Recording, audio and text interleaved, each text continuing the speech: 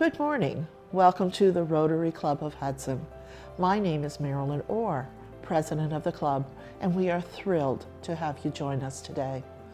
This meeting broadcast is available on HCTV, as well as our Rotary of Hudson YouTube channel and Facebook. Our club meets weekly using this digital platform, Zoom. When we meet in person, it's at Laurel Lake Retirement Community for breakfast. We hope to get back to that soon. We meet most Wednesday mornings from 7:15 to 8:30 a.m. So come out to join us for a meeting. We would love to have you as a guest. To learn more about Rotary, our club, and the impact we are having on our local community and the world, please visit our website, rotaryhudson.org. So enjoy this meeting today and help us share the message that Rotary opens doors of opportunity.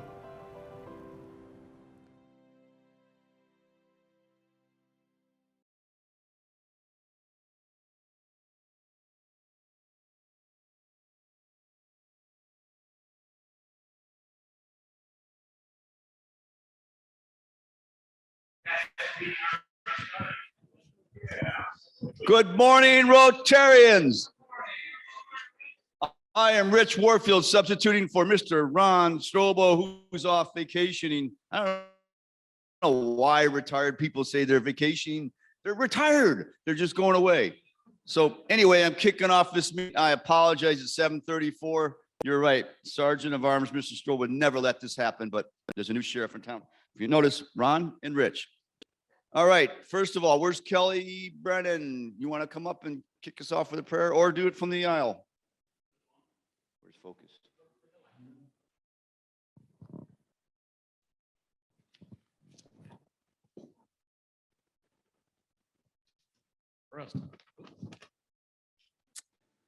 We all bow our heads. May love and laughter light your days and warm your heart and home. May good and faithful friends be yours wherever you may roam. May peace and plenty bless your world with joy that long endures. May all life's passing seasons bring the best to you and yours. Amen.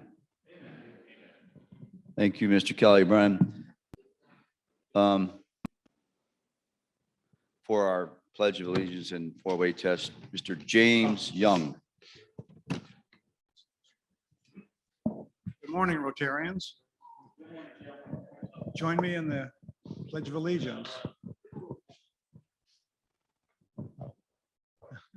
I pledge allegiance to the flag of the United States of America and to the republic for which it stands, one nation, under God, indivisible, with liberty and justice for all. And now the four-way test. All right, first.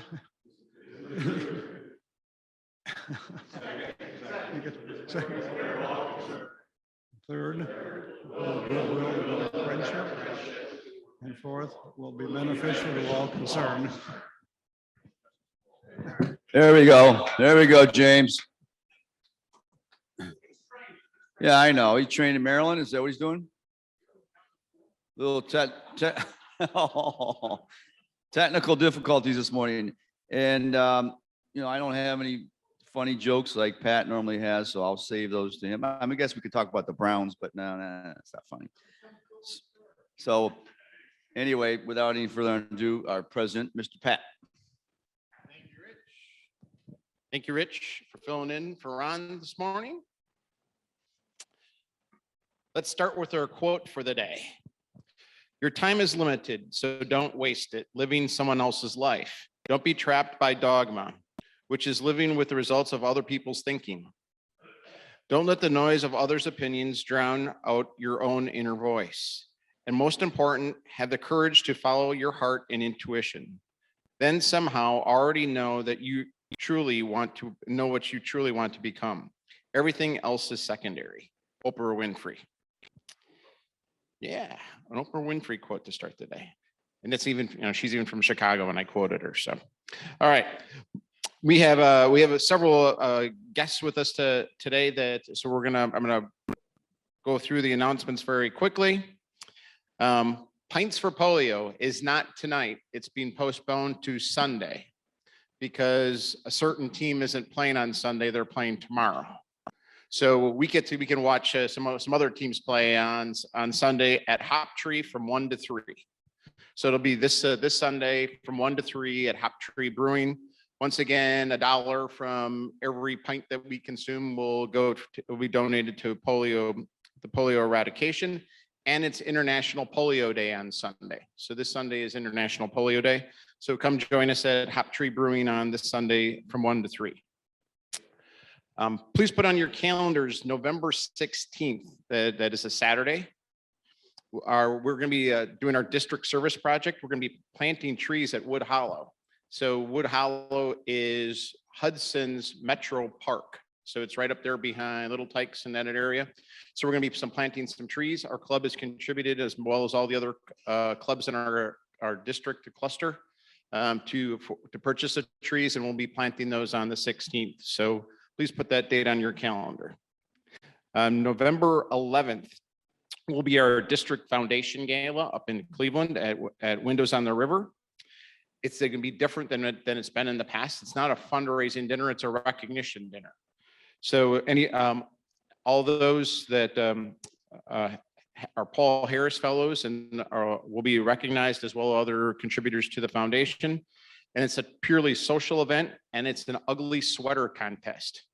So it's not meant that you have to dress up, but dig out those ugly sweaters. It's getting to be that time of year, I guess, that we have to find the ugly sweaters. Our fall fundraiser is on. Rich Warfield will take your order forms and those kind of things starting today. Just a reminder that you do not have to turn in for every order you have, you do not need to put it on a separate form. So you can get multiple orders for flowers or multiple orders for popcorn on the same form. We're going to give you those forms back when you turn them in with your orders. So make sure that you can use that. All forms have to be in by November 10th. And we're asking that all Rotarians net us at least $100 from the sale so that we can fund our scholarships this upcoming spring. Our foundation committee will meet immediately following today's meeting. And I'm going to ask Marty Bach and the service learning students to come forward. It's great. We're back having our service learning students in studio here with us. So it's always great to hear what's going on at the high school, and especially with our service learning teams, because I know we have a couple of them working out at camp for us this summer too, for the Scouts. So I'll turn it over to Marty and have him introduce his students. Good morning, Rotarians, both live and virtually. This is a great moment for me.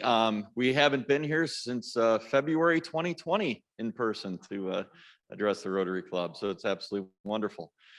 So good morning. Before I introduce our first student, service learning has been continuing along through all these various situations we've been dealing with.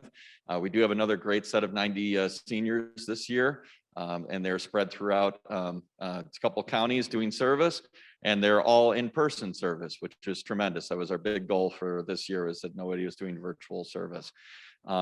We recently completed just last week our Camp Ledgewood overnight at the Girl Scout camp and Peninsula, and students did a lot of team bonding there to start the year, but also they completed projects for the camp. They laid down 20 tons worth of gravel pathways and roads for them. We also did care packages for the Valor Home in Summit County and the DLM food pantry down at Trinity Lutheran Church in Akron. So they were able to do a lot just in 22 hours. So it was great to see that. So the first person we're introducing, we have two students for you today. One I'm introducing is Avery Taylor.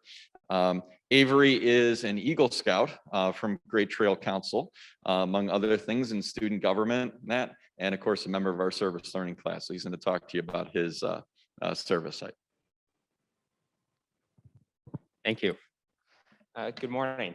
As Mr. Bach said, my name is Avery Taylor, and I'm a senior at Hudson High School. I'm representing service learning class. That's the senior elective at the high school. Service learning is a selective opportunity for seniors to serve the community and to learn service skills in the classroom. Students in service learning are placed in various local service sites from as close as within the high school to as far away as downtown Akron. Coincidentally, I was placed for service in the same site where I did my Eagle Scout project at a veterans home in Kent called Freedom House. Freedom House provides shelter and food and community for veterans that are displaced or displaced in the Kent area.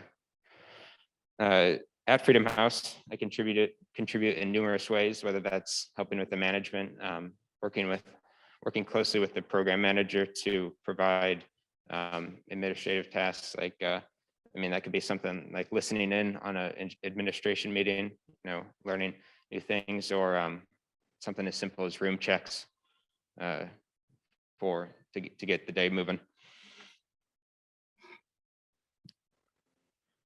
I have the privilege of interacting with residents at Freedom House.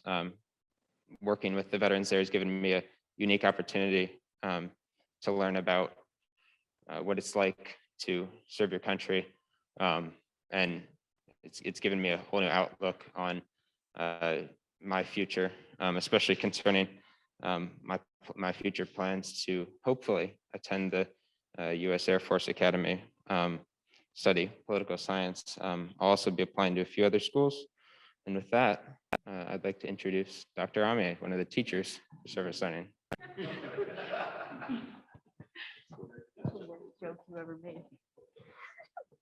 Good morning, everyone. My name is Brittany Amier. I am one of Marty Bach's co-teachers, and I have the pleasure of introducing Miss Danielle Libby, who is also one of our really awesome service learning students this year. Hi, I'm Danielle. It's nice to see you all. I am a senior in service learning.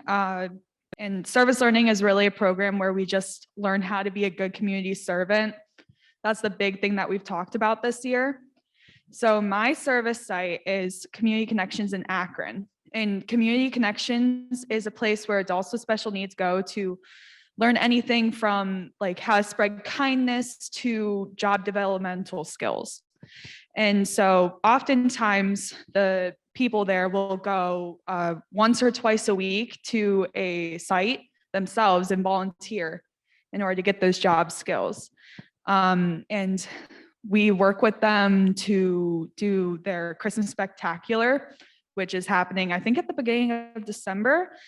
And basically, there's like 6 or 7 groups of people, and they each learn a song for the Christmas Spectacular. And we've been working to build the set. So like me and my site partner have been building a fireplace, and we've been having them contribute, whether it's like having them make paper stockings, or we're going to have them help us paint the bricks onto the fireplace. And yesterday I got to work with one of the girls on the guitar. And so I played the guitar and she sang along, and that was a lot of fun. We did in front of her group. But yeah, Community Connections is amazing. I absolutely love volunteering there and getting to know the people. And it's really helped me with my communication skills, and which is amazing because I'm going to be hopefully a political science major. I hope to be able to go to American University in DC, either that or the College of Worcester is my number 2, and then eventually go to law school. Thank you.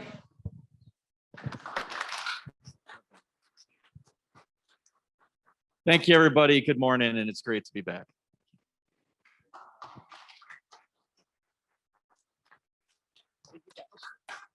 Thank you. That is absolutely awesome that we're able to have our service learning students back and start presenting to us so what they're doing and where they're going. So with that, I'm going to have Joe Resnick come forward. Joe is an experienced Rotarian, but he's new back to our club. And I'm asking all of our new members or returning members to kind of give us a little bit of an update on themselves and share a little bit about their Rotary experience if they've already had one. So Joe, would you come forward?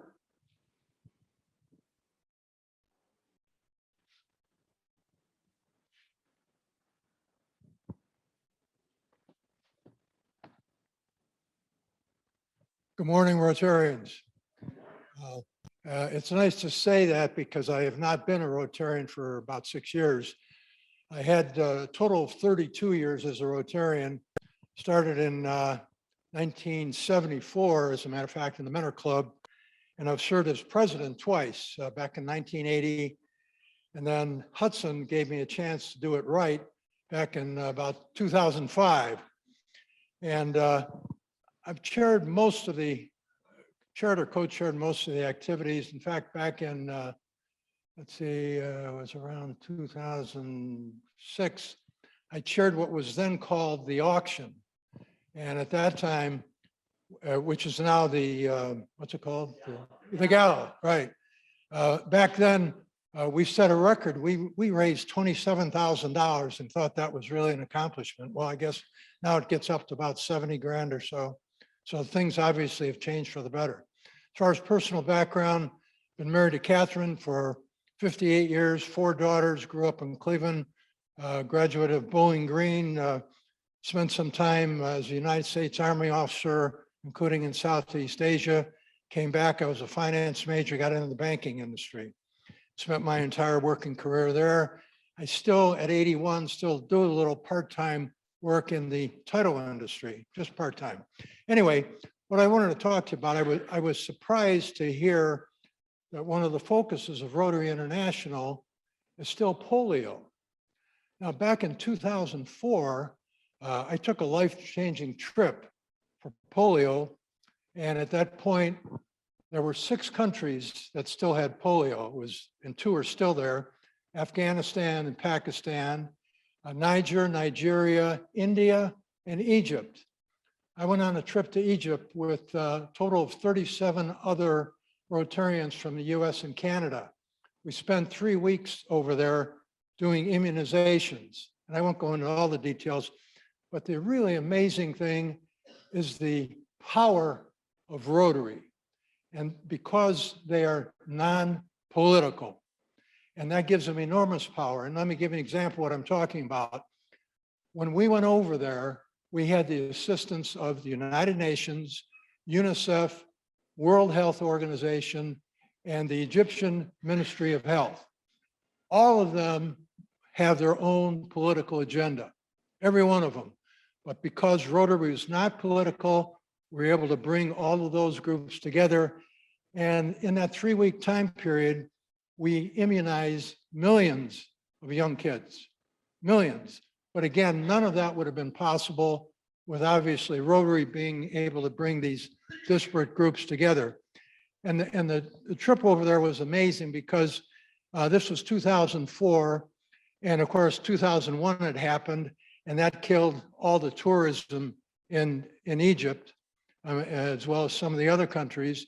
But also, because of that, there were a lot of people that were really hurting because they had depended so much on tourism. In fact, one of the areas we went to, Luxor, if any of you have ever been there, that's where the Valley of the Kings is. Just a couple of years before we were there, the Egyptian Brotherhood massacred 40 European tourists. So needless to say, while we were there, we had the protection of the Egyptian army.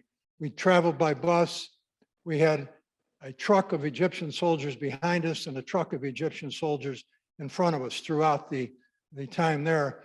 But the Egyptian people were absolutely wonderful to us. And whenever they saw us, because Americans had quit going there, they would say, Canada, Canada. We thought we were Canadians. And they were thrilled to hear that we were Americans and truly had just a great deal of interest in helping us throughout.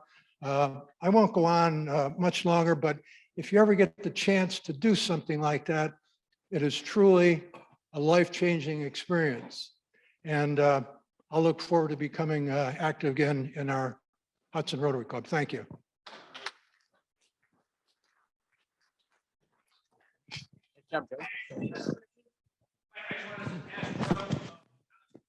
Okay, so no one can hear you and it's not being recorded. Oh, yeah, so please So Joe, continue now over that there. you're joining for the third time, you know, under the bylaws, you're welcome to be president a third time. I've paid my dues. Andy, Joe hasn't been here for 6 years, but your attendance record and his are equal, so.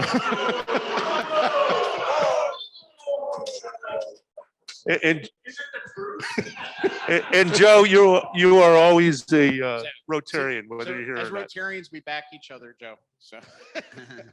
Brother Pat, I can Yes. see you got everybody's back, especially Andy's. Could you mention something about the tree cutting date for Marty and his people? The what date? Not tree cutting, but The tree planting? So we're not cutting any trees, we're planting trees, and that's November 16th. November 16th. Time is yet to be decided. Metro Parks is gonna give us that time, but we're saved. It's probably gonna be a morning project. We just don't know what time yet that on the morning of the 16th. Yep, we'll be happy to do that, Marty. We'll keep you in the loop on once we have a time. So yep, we have a speaker. John Adams, would you come forward and introduce our speaker?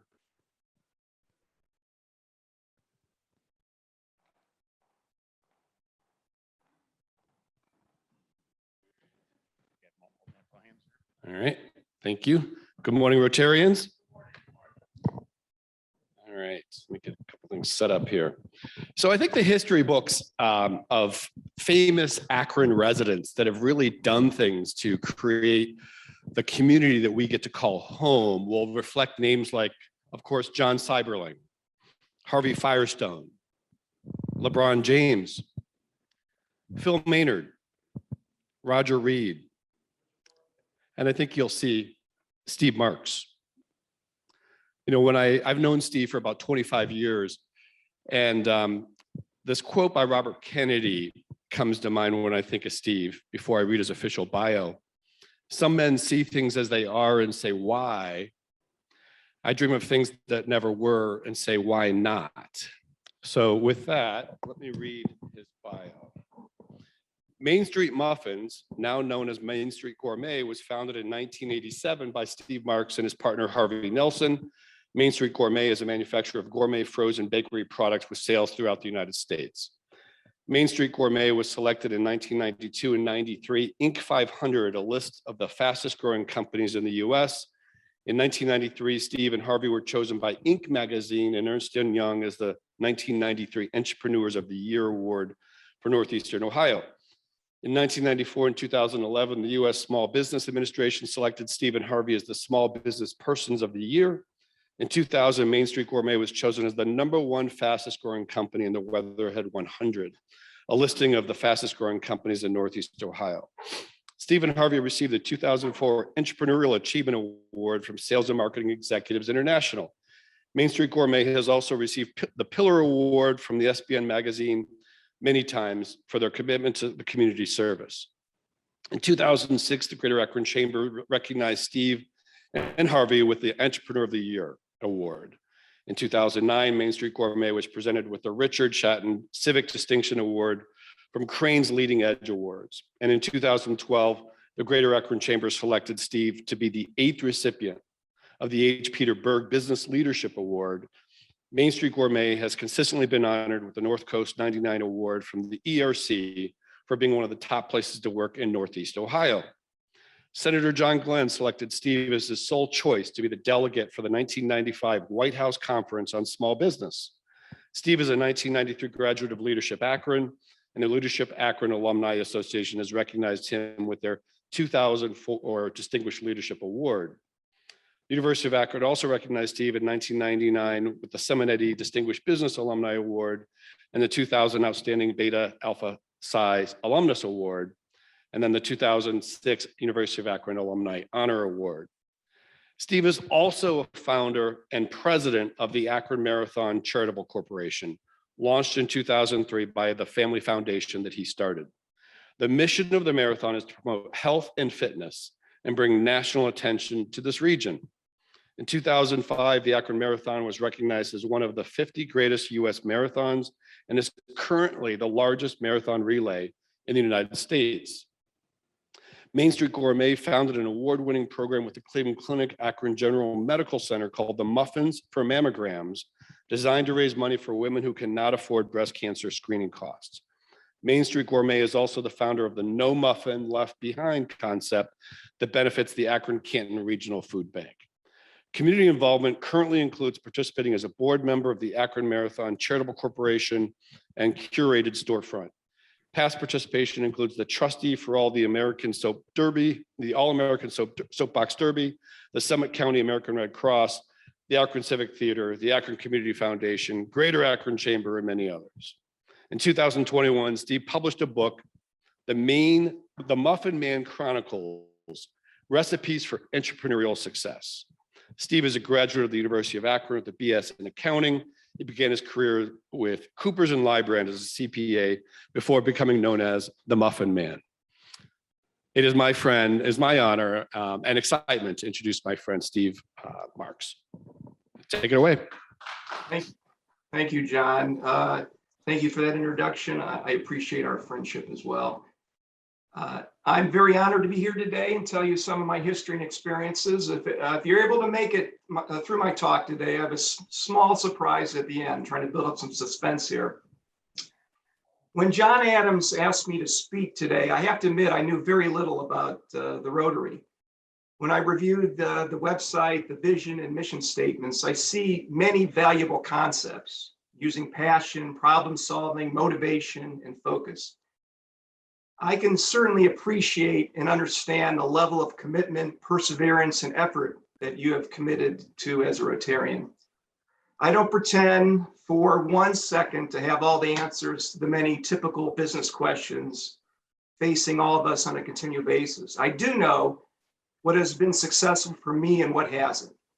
I will give you a glimpse of some of these perspectives and tell you a little bit about the formation of our company, Main Street Gourmet, as well as some background to the Akron Marathon. Let me start out with a brief marathon story. Several years ago, I ran the Boston Marathon. It was like 21,000 people, 87-degree heat, 16,000 people were involved. I started with my wife, the gun goes off. We wait actually 20 minutes before we even were moving. Eventually, we crossed the finish line something like 27 minutes later. I'm kind of tired at this point, and I have 26 miles to go. I'll spare you the drama of a mile-by-mile account, but I did pretty good. I made it to mile 24 when I really started to fade. And within about a half a mile of the finish line, it happened, what runners call the wall, and I was barely able to go forward. And this man starts to pass me, comes along my side, and we go at it for a bit. He eventually goes ahead of me. On the back of his shirt, I read 80 and still running. So I'm not sure about you, but I was not about to let this man pass me. So I became possessed and I took chase to this octogenarian. And as I started to catch him, I started thinking, what am I doing? What kind of accomplishment is this? How will I boast about this story? What will I tell my kids? So I backed off. If I'm being honest, though, the truth is I couldn't catch this guy. Somewhat humbling. Let me tell you a little longer story about the muffin business and how we got started. I've told this story many times, but the history of our company would not be complete if I didn't mention the story of the sheriff's real estate auctions. You may be familiar with sheriff's real estate auctions. These are auctions that the county uses to sell property that has delinquent real estate taxes on it. In 1986, a business opportunity knocked when my father invited me to this auction, which fortunately occurred during my lunch hour, so it was easy for me to go. At the time, I was a CPA at Coopers and Lybrand in downtown Akron. And a property came up for bid at 214 South Main Street, which was about 3 to 4 blocks down from where I worked in downtown. I became the first bidder at $200. It was, going once, going twice, and then some guy in the back of the room bid $400. I bid $600. He went $800. I went $1,000. Now, I suppose this part of my talk may come under the category of risk taking, since here I was at my very first auction, bidding on my first property, not knowing its exact location nor anything about the property, and I didn't have $1,000 to my name. The bidding went on for some time until I ultimately became the proud owner of this property for the tidy sum of $5,000. My father figured I just learned a very valuable lesson about planning and money management. I literally remember leaving the courthouse and running down Main Street, trying to find out where my net worth was located. To my astonishment, my $5,000 had just purchased a 5-story building in the heart of downtown Akron, just 2 doors north of what was then the O'Neill's department store. I had some questions to answer, how to pay for it, pretty good one, and what to do with it. The how to pay for it question was solved when later that week, 2 Visa cards were used, each with $2,500 of available credit to pay for my building. Within a few weeks, I had learned of various loans, grants, and incentives to develop property in downtown Akron, but there was one catch. You had to have a retail establishment. Much to the dismay and chagrin of my parents, I left a very comfortable and successful environment at Coopers & Lybrand, which was a Big 8 accounting firm. And along with a close and childhood friend, Harvey Nelson, we formed a retail establishment called Main Street Muffins, which we eventually opened in the summer of 1987. On that first day, much to our shock and glee, 2,000 people walked through our doors.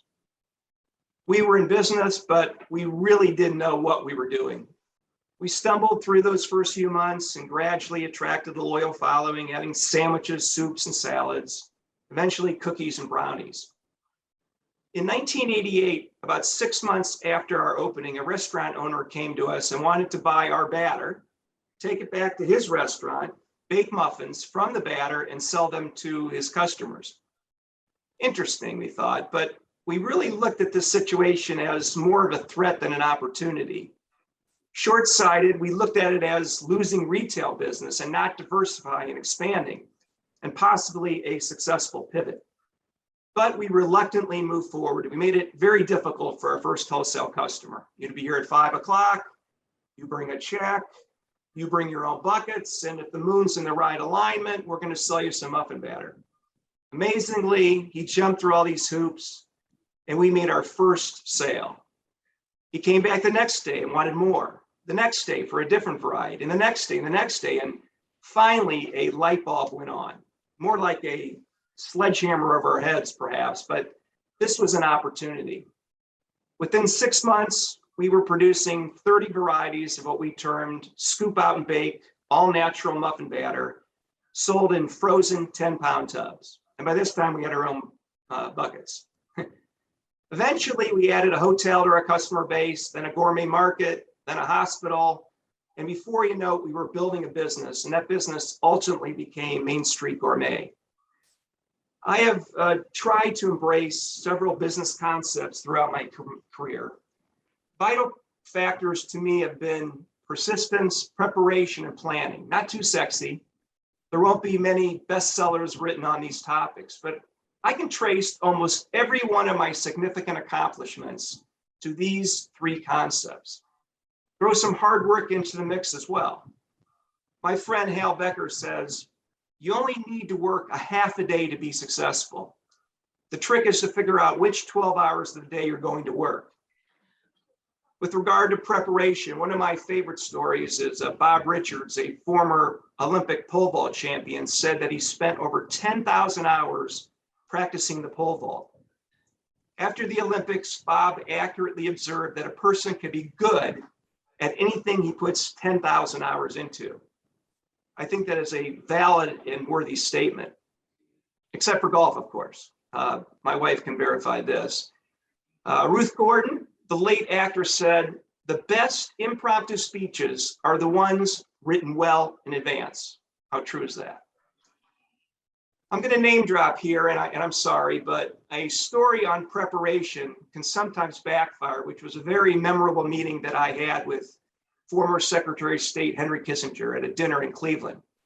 I promise no more name dropping, except the story later with John Adams. But I somehow got invited to an intimate dinner with Henry Kissinger and about 8 others, and I was very nervous and worried that I wouldn't have anything to talk about. So in preparation for this event, I read his most recent biography, something like 900 pages. And I remember marveling to myself that after 130 pages, he wasn't even out of his high school years.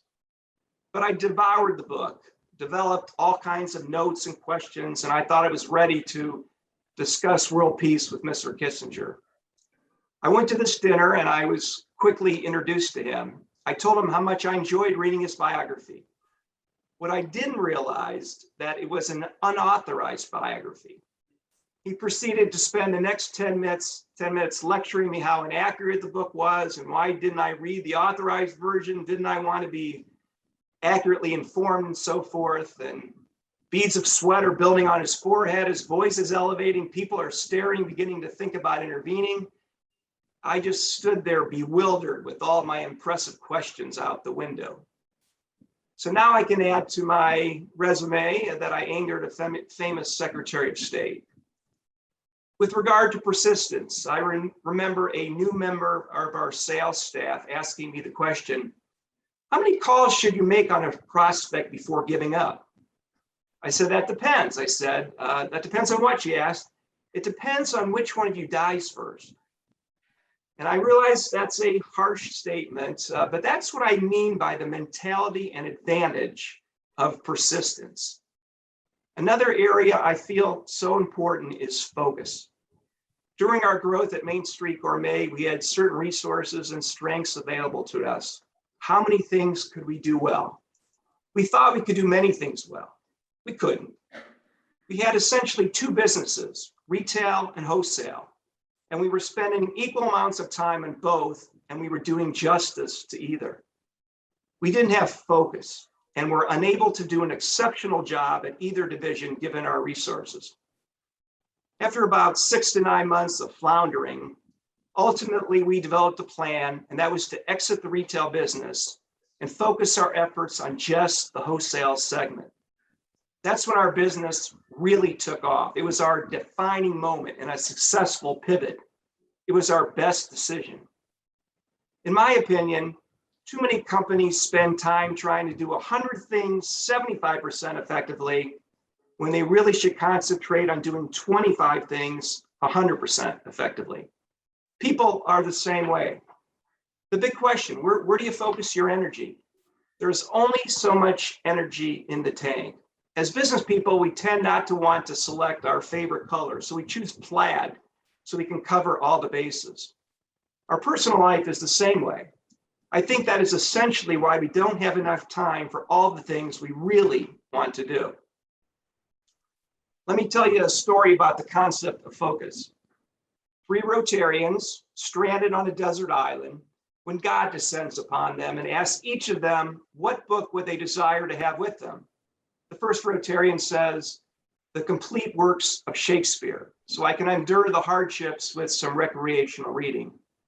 The second Rotarian replies, the Bible, so I can honor the Lord throughout this difficult stay. And the third Rotarian bellows, I choose the Thomas Guide to Practical Shipbuilding. Now that is focus. A lot of people think that Main Street Muffins or Main Street Gourmet, as we are now known, was successful right from the very beginning, and our path has been easy. I assure you it hasn't. Our journey has been like any other businesses. We have had many ups and downs, 3 steps forward and 2 steps back, if we're lucky. We have had heartaches, disappointments, and despair, just like every other business. We have used credit cards to get through the lean earlier times, and they had to make difficult choices to keep things going in the right direction. I think business is very hard, and it should be. However, we take pride in the fact that our decisions have been honest and forthright, treating people with respect and conducting our business with integrity. While it has been a difficult journey for me and our company, this experience has favorably shaped us. In retrospect, I'm glad that it's been so difficult. Adversity has been a good thing. One phrase that continually resonates with me: razors don't get sharpened on pieces of velvet. As a CPA, I saw a lot of high quality people fail at their business, and I've seen how they've ever reacted. While many have failed, I've seen many get back up and persevere. That has really inspired me to work hard, take calculated risk, and know that if I fail, I can get back up and overcome the failure. Only the mediocre are always at their best. That famous quote was attributed to the French writer Jean Giraudoux. As I was preparing this talk, I tried to think about my motivation. What motivates me? I have two primary fears. One of them is public speaking, and the other is heights. What motivated me to face my top fear and be with you here today? The only thing worse would be that if I was speaking from a rooftop or something higher than this. Remember the Boston Marathon story? Is there any question that the 80-year-old I mentioned was motivated to finish a marathon in 87-degree heat? Was there passion in every one of his steps? Motivation and passion are intertwined. If you can understand someone's passion and motivation, you know them better than most any other measurement. I know that this is a science of its own. Obviously, everyone has their own set of drivers and buttons that motivates them to a better job, be a better person. For some, it's money. For others, it's responsibility. Or for even others, it's flexibility. Let me tell you another story, this time on motivation, that provides some insight. Again, 3 Rotarians who are close friends, stranded on an island when a bottle floats on shore. They grab the bottle and pull the cork out, and the genie appears, granting them each a wish. I wish I was home, said the first Rotarian, and poof, he disappears. I wish I was home too, said the second Rotarian, and he disappears. The third Rotarian was John Adams. He looks around. Wow, I'm kind of lonely. I wish my friends were here with me. I'll wait for the laughter to die down. Everybody has different motivations. Early in my career, I received a typical letter from my grandfather, who gave me some sage advice throughout my life. He wrote, 20 years from now, you won't regret the passions you pursued with reluctance. Know that 20 years from now, your regrets will more likely be rooted in those ideas and opportunities you didn't act on. So 1, I feel that I am motivated by a fear of regret. I don't want to look back and say, why didn't I act on that? Why didn't I give that speech to the Hudson Rotary? I have also been motivated by my mentors and look at the favorable traits they portray and subscribe to. So in trying to emulate their behavior and be more like them, I've gone down the path of trying to give back, which is how the Akron Marathon was started. The question that always perplexed my wife, Janine, and I was, why couldn't Akron host a world-class marathon? If you look at the barriers to achieving this, it boils down to 3 essential things: government support, community support, and of course, money. I brought this idea up to the various City of Akron public officials and naively offered to champion such an event for Akron. It was obvious that our great community would support such an event, and if the city would be our partner, we knew we'd be successful. So with the help of Mayor Plasquale and a lot of other people, overnight, my wife and I were in charge of a marathon with absolutely no experience and completely terrified. The formation of the Akron Marathon took several years to put together, with countless hours of research, preparation, and organization. There were many nights when I prayed for a time machine to reverse this decision. Yet ultimately is one of the most rewarding and gratifying things that I've experienced in my life. Not so ironically, almost 20 years later, we are still doing research, preparation, and organizing to make this race so special to so many. As John mentioned, we have been recognized as one of the top 50 marathons in the United States, and we have the largest marathon relay in the United States. we are proud of the millions of dollars we have raised for numerous charitable organizations, as well as significant economic benefits to the community. I don't harp on my passion today, but you probably have some perspective from listening to me. My passion was always to have my own business. It's not like I had this burning desire to make muffins as a kid, nor did I have a Kenner Easy Bake Oven or anything like that. I did have a burning desire to run my own business. It was always my passion. For my personality, starting and running business was the right thing. I never felt comfortable in the typical corporate environment, bosses, paperwork, and rules and reporting to people and so forth. And so in designing our company and through its evolution, we have tried to hire the right people, putting in a culture that allows people to have autonomy, enjoy their work, and ultimately we have benefited because of it. We have always felt in large part our success is attributable to these employees, people you don't have to micromanage, people who take initiative and care about their efforts. These are people who have focus, motivation, persistence, and a large dose of passion. And the kinds of qualities also identified in your mission, vision statements, and strategic plans. You have probably had a Main Street Gourmet product, just never knew it, because our specialty is producing customized and proprietary bakery products for national and regional food operators. We have as customers some of the most successful food operators in the world, including such names as Potbelly Sandwich Works, La Madeleine French Bakery, Jason's Deli, First Watch, Pret a Manger, Panera Bread, Whole Foods, Cracker Barrel, and many others. The company currently resides in Akron's Ascot Industrial Park and has 3 plants in the US with more than 300 employees. In 2019, I retired after we sold a majority stake of the business to a private equity company called Shore Capital Partners. Over the course of my 40-year career, I would frequently journal about significant events, circumstances, and most importantly, my mindset. When I retired, I felt compelled to do something with it as I would continue to see this large stack of papers on my home desk. I ultimately put it in the form of a book that John mentioned called The Muffin Man Chronicles that was published and launched this summer. So now for that surprise I alluded to, because you invited me here today and I made it through this talk, I will give each of you one of these books to read. John has the books, I believe. So hopefully he'll distribute them and won't be selling them on eBay or anything. But in closing, this is the part where I'm supposed to wrap up my talk with some sort of philosophical and spiritual package of words that will motivate you to be a better person and benefit from this talk. And I think I can do an adequate job with that, but honestly, that's not me and somewhat awkward for me. What I will tell you, what is the most important to me is not what I've accomplished, nor any material possessions that I've accumulated.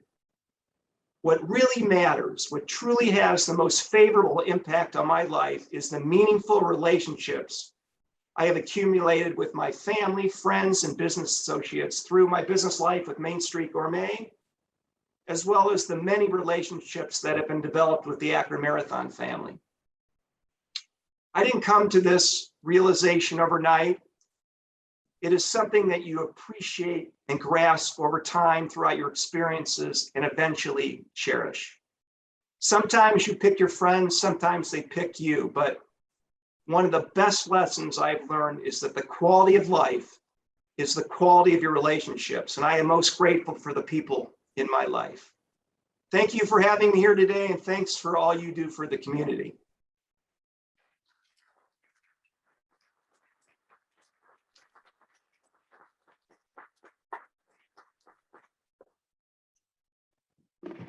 Thank you very much, Steve, for your presentation today. It was quite inspirational. Appreciate you doing that and going outside of your comfort zone to doing that as well. So it's time for our Rotobuck Raffle. And Marilyn, are you in on this drawing?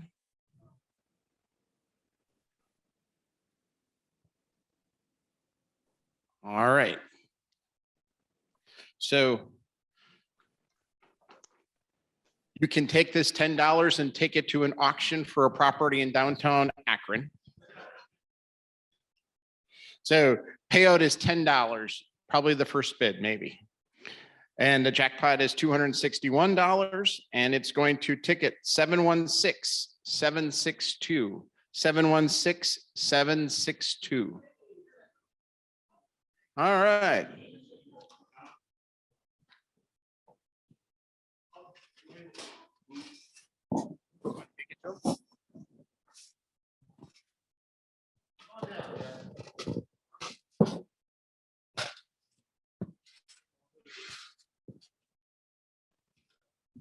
You know, I have one comment to make. Tom and I joined Rotary about, God, Tom, what was that, 1992 or 1993? I attended one of my third or fourth meetings of Rotary, and I won $600. And I don't think I've won since then, so this is really good. Okay.